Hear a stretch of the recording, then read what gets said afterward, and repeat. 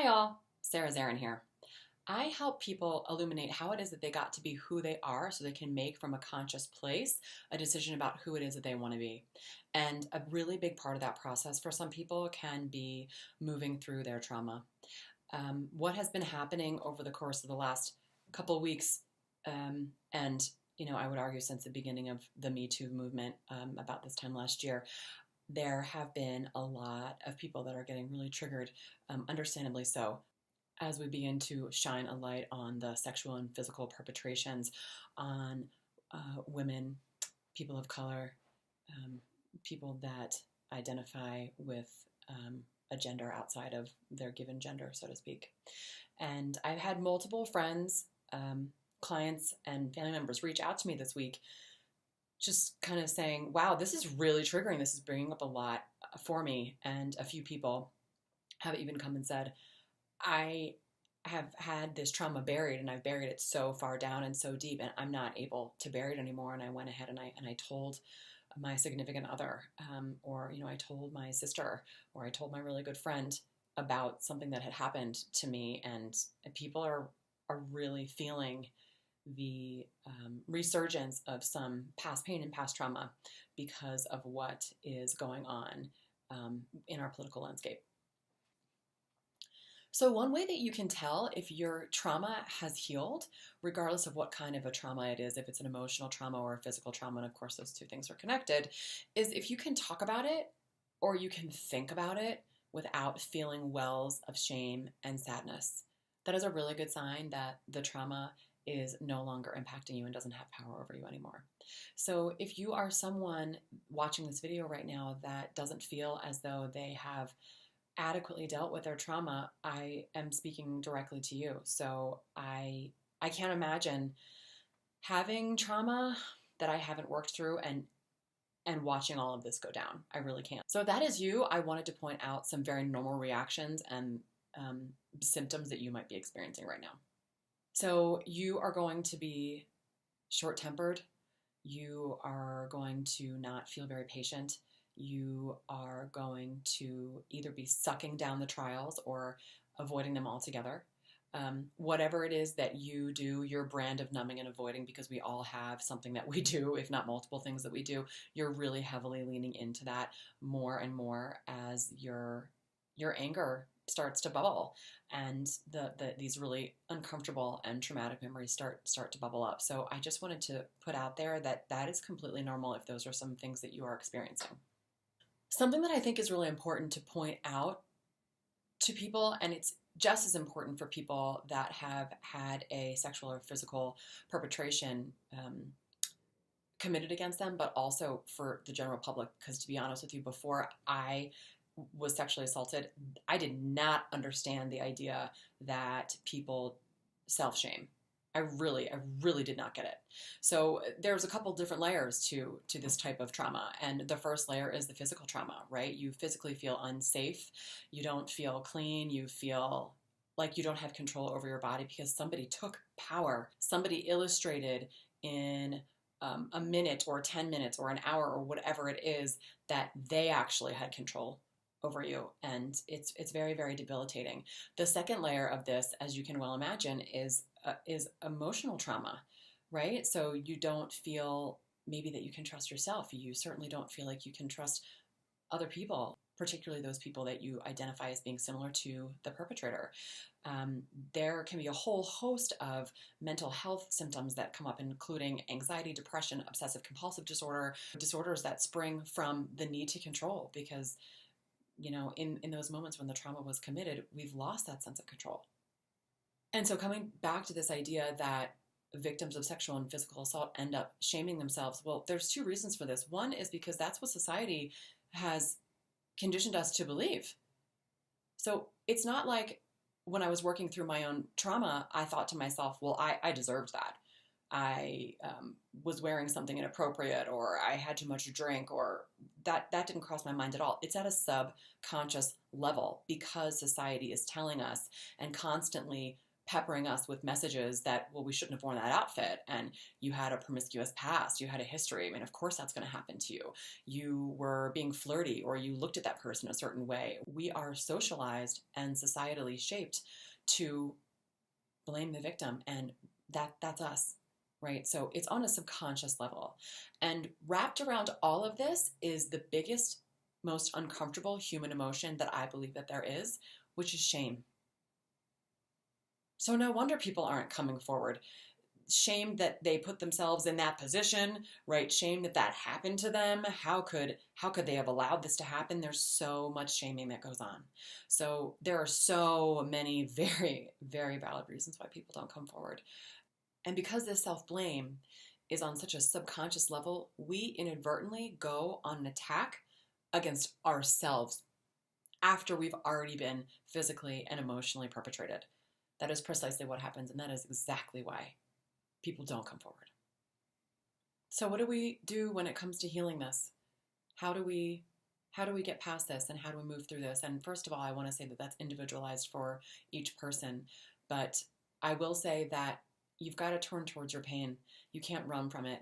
It's absolutely counterintuitive, but what it is that is really, really painful, we try to stuff so far down so we don't feel the pain anymore. And the process and the energy that it requires to run away, to ignore, to deny, to numb out what doesn't feel comfortable actually is what keeps us from moving forward. So what we resist persists. So we need to go ahead and we need to look at that pain in order to release it.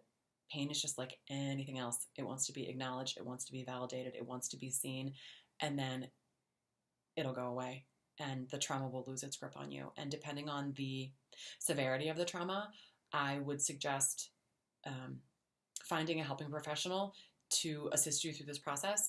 If you have a trauma that when you think about it, you cringe and you don't want to look at it, but you feel like you might be able to dig into it a little bit if you really believed that looking at it would set you free, you feel safe enough to do that, then I've got some suggestions and some tips and some tools on how to do that. So the very first step to clearing a trauma and moving past it is acknowledging that it's there. I can't tell you how many times, this is going to sound terrible, that a memory has kind of surfaced in my brain that I had forgotten about. I hadn't thought about because I suppressed it. I pushed it down. I pushed it aside for so long. So the first thing is you need to be aware that there was a trauma that's even committed against you, because a lot of times what we'll do is we'll rewrite the story to make it prettier than what it actually was, or to kind of minimize its impact on us so we don't have to look at it. The second step is to look at it, and you are going to need to decide, again, how that looks best for you. Some people feel like they want to journal about it. Some people want to write a letter to their pain. Some people want to recount the experiences. I would be very careful with that. You know yourself the best, so you'll know what's going to be the most helpful for you. But the point is that you just need to start to scratch the surface and give it a space to come into. You need to offer it a seat at the table, essentially. Maybe you confide in a trusted friend that has shared with you a similar experience, and you know that you're not going to be judged, and you know that it will be a safe place.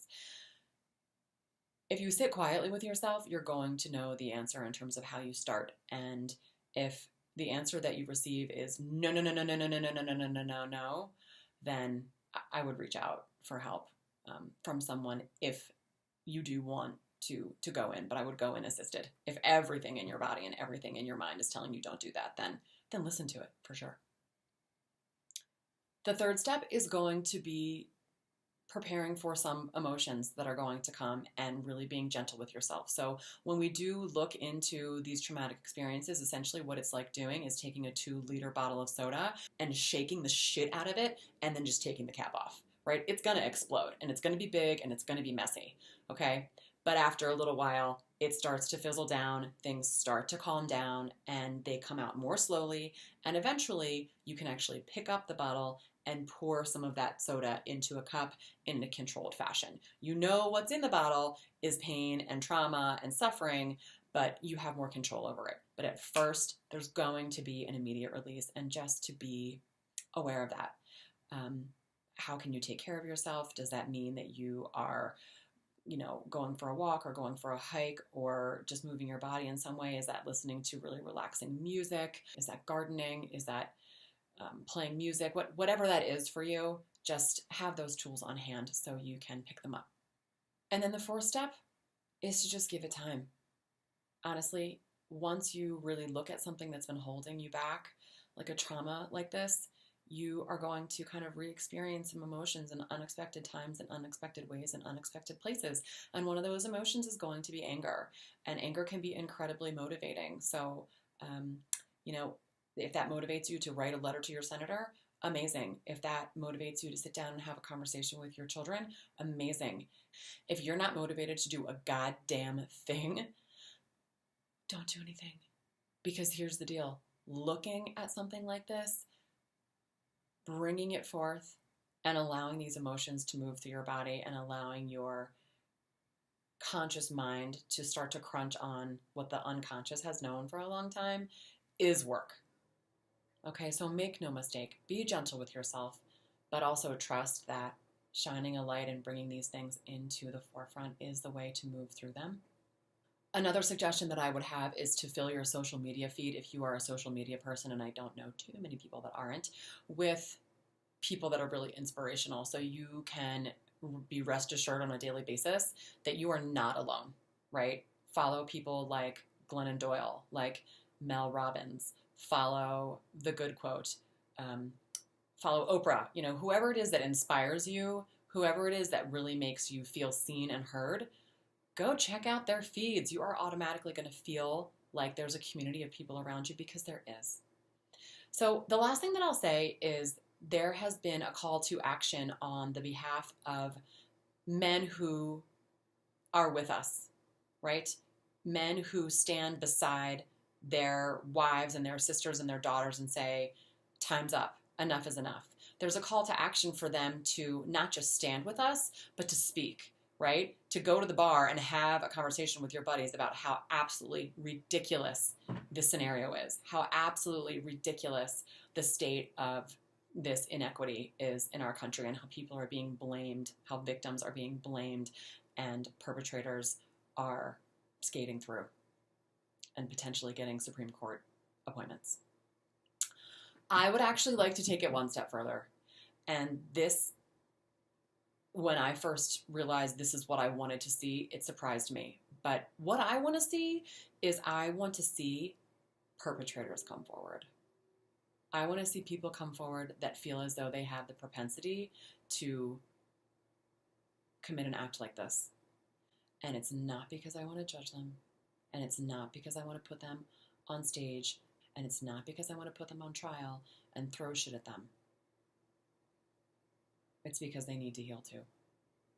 And while people that have had acts of violence perpetrated against them certainly have the short end of the stick, please do not misunderstand me. I am one of those people. The healing has to come to the people that are perpetrating these acts. And the majority of them are men. The majority of them are white men. So the only way that I see this really, truly shifting, this paradigm shifting, is to heal the source of the problem. And that's not women. That's not. We're not doing anything wrong. Okay? And if you're being silent, that's not doing anything wrong either. Okay? The violence is the problem. So I am putting out there that if you are a male or you are a perpetrator of an act like this, I guarantee you are living in hell. And if you are interested, truly interested in healing that, you can come to me. You can. I will help to untangle how it is that you got to a place where you felt like what you did was necessary. And I'll do it without judgment. And I'll walk through this process with you. But that's what I would like to see. I would like to see men coming forward and saying, I did this. I did this. And I was wounded as hell before I did this. Because whole happy people don't walk around committing atrocities like this. Wounded, deeply, deeply wounded people do.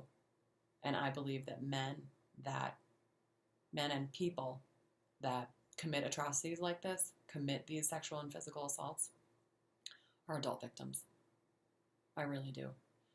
So that is my message. I really feel as though there needs to be a collective healing that happens on a grander scheme. And I wanted to open up a larger conversation around this. I hope that you have gotten something out of this video. If you have watched the whole thing, thank you. And my heart goes out to everyone, all of us, because on some level we are all struggling with this in some way.